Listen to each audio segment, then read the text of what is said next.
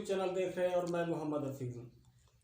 इस वक्त की सबसे अहम और 3 ताज़ा खबरें जो कि इत्तेफाक से तीनों की तीनों इंडिया से हैं। एक है फौज के हवाले से और 2 जो खबरें हैं वो हैं मुख्तलिफ हवालाजात से।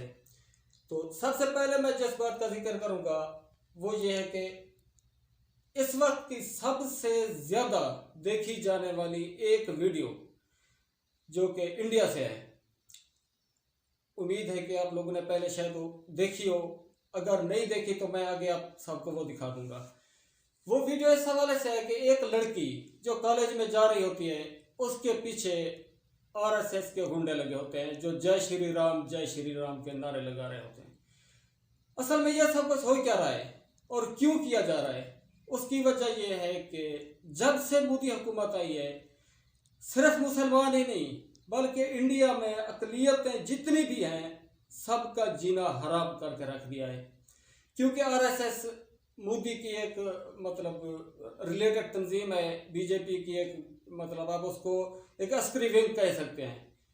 तो अपने हर किस्म के जो जुल्म व तशद्दुद होता है मुसलमानों पर, जितनी भी आया कि जितनी भी अक़लियत है, ईसाई हो गए, सिख हो गए, उन पर जो भी जुल्म आरएसएस करती है उसके पीछे असल में बीजेपी और मोदी गवर्नमेंट खड़ी होती है।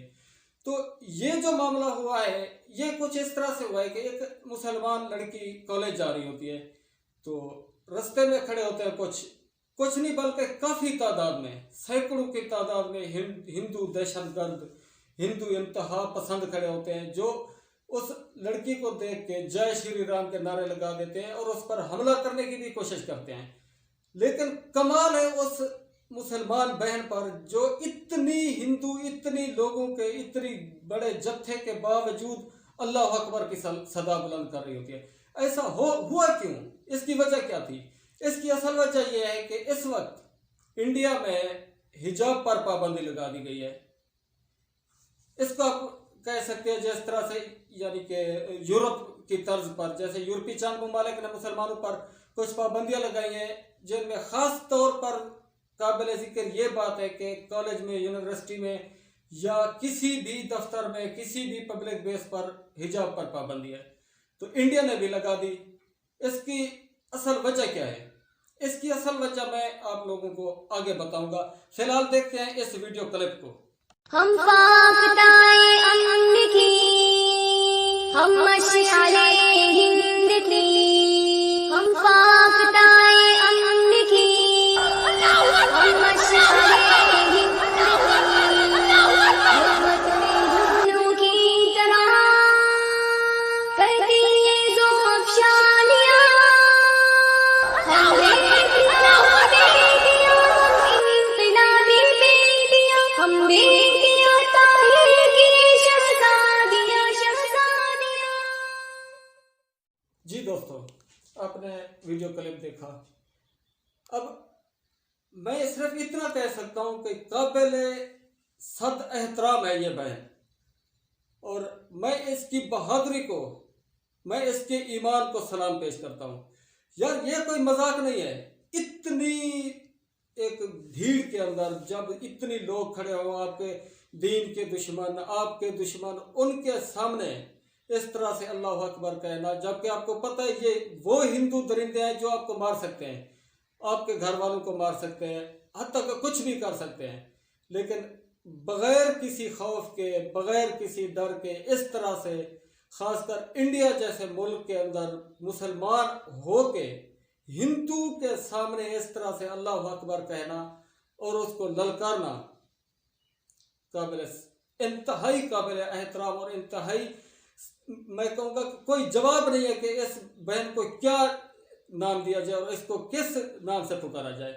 और यही बात हमारे लिए, मुसलमान नौजवानों के लिए शर्म की बात है कि दुनिया में सबसे ज़्यादा हम लोग हैं, सबसे ज़्यादा तादाद में मुसलमान होने के बावजूद ये हाल है कि हमारी बहनें, हमारी माएँ तो इस्लाम के लिए, मुसलमानों के लिए, अल्लाह के लिए दुश्मन के सामने खड़ी हुई है, लेकिन पता नहीं हम लोग कहाँ हैं। तो दोस्तों ये वीडियो मैं एक बार फिर से कहूँगा मुकम्मल आप लोगों ने देखनी है। आगे जो 2-3 खबरें हैं वो इंतहाई इससे भी ज्यादा अहम है। तो मैं अब एक और वीडियो क्लिप आप लोगों के सामने पेश करूंगा। आइए देखते हैं एक और वीडियो क्लिप। माचिस है आपके पास?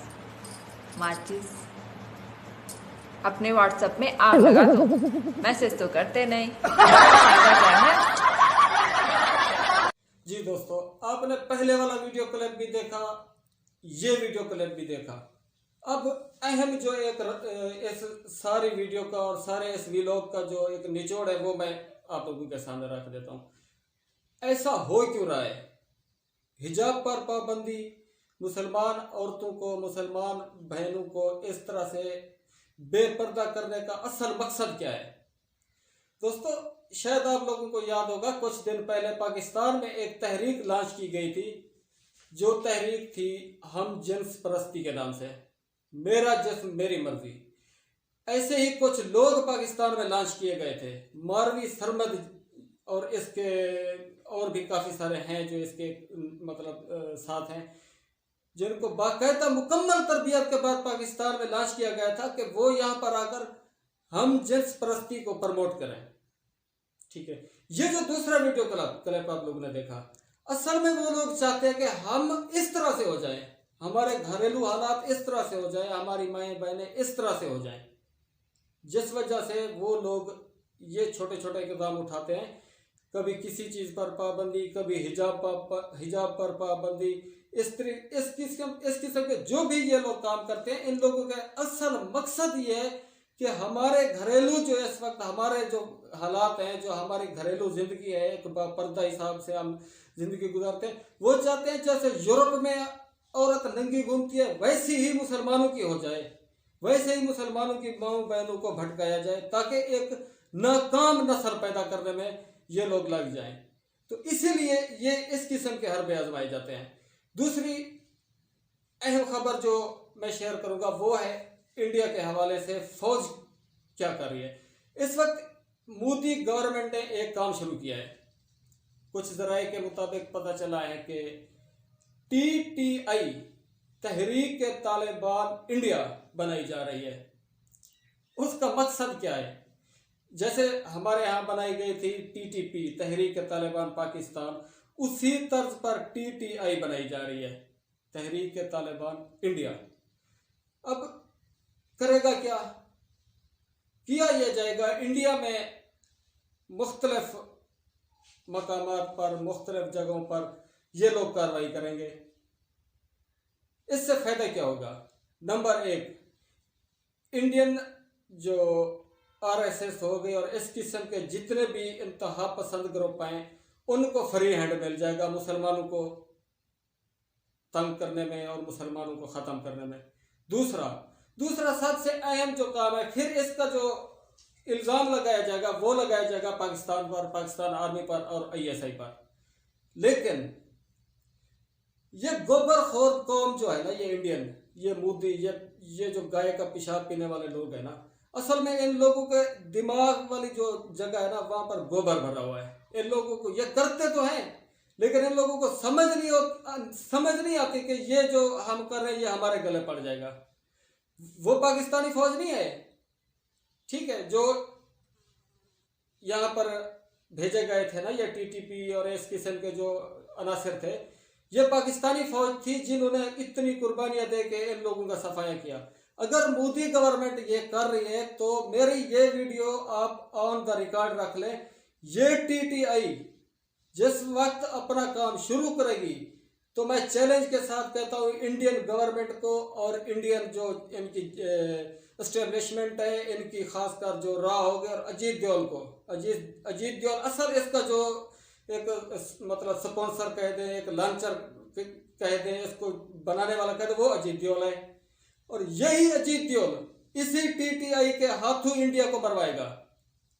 ठीक है, अब हालात देख रहे हैं इंडिया में। आप लोग पाकिस्तान की बात करते हो ना कि पाकिस्तान में ये हो रहा है, वो हो रहा है, कुछ भी नहीं हो रहा मेरे भाई। पाकिस्तान में जो कुछ हुआ था उनका सफाया कर दिया हमारी फौज ने, हमारे इदारों ने मिलके, हमारी कौम ने एक साथ होके उनका सफाया कर दिया। जितनी भी शर पसंद अनासर थे, अब इक्का दुक्का ये छोटे मोटे वाकयात होते रहते हैं रियासतों में, तो अब ये जो काम इंडिया कर रहा है पाकिस्तान को बदनाम करने के लिए और इंडिया के अंदर जो मुसलमान हैं उनको ख़त्म करने के लिए टीटीआई बना रहा है, तो ये जितना नुकसान इंडिया को तोड़ने में ये चीज़ देगी इतना नुकसान शायद पाकिस्तान नहीं दे सकता, कोई और मुल्क नहीं दे सकता इंडिया को। इंडिया के जो हालात है इस वक्त, चंद एक सैंपल के तौर पे मैं बताता हूँ। 36 मेरे ख्याल में, कोई मेरे इल्म में है कि 36 रियासतें ऐसी हैं जिनके अंदर इस वक्त तहरीकें चल रही हैं आज़ादी की। छत्तीसगढ़ हो गई, जूनागढ़ हो गया, नागालैंड हो गया, इसके बाद असम हो गया, इसके बाद सबसे पहले कश्मीर हो गया, उसके बाद हो गया जनाब पंजाब। ये चंद मैं आप लोगों के सामने गिनती के तौर पे रख रहा हूँ। इनमें पहले से ही तहरीकें चल रही हैं आज़ादी की, बल्कि मुसल्लह तहरीकें चल रही हैं, जंग हो रही है। इतनी रियासतों में तकरीबन 36 के करीब रियासतें हैं। अब इंडिया ये हरकत कर रहा है कि जनाब इसने टीटीआई तर्ज की एक तंजीम बना के लॉन्च करनी है और उसने ये काम करना है।